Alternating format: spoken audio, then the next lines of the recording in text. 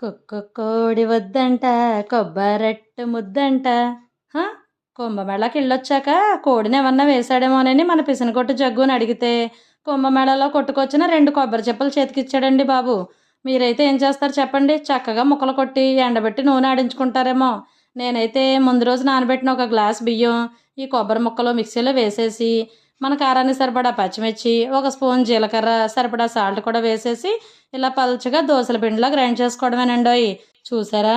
ఇలా 2 కొబ్బరి చెక్కలు ఎవరైనా ఫ్రీగా ఇస్తే చాలండి, ఆ రోజు టిఫిన్కి ఎత్తిపోద్దండి బాబు. పెనం వేడెక్కాక చక్కగా ఇలా దోశల్లో వేసుకుంటే చాలు, నోట్లో వెన్నలా కరిగిపోయే కొబ్బరెట్లు రెడీ.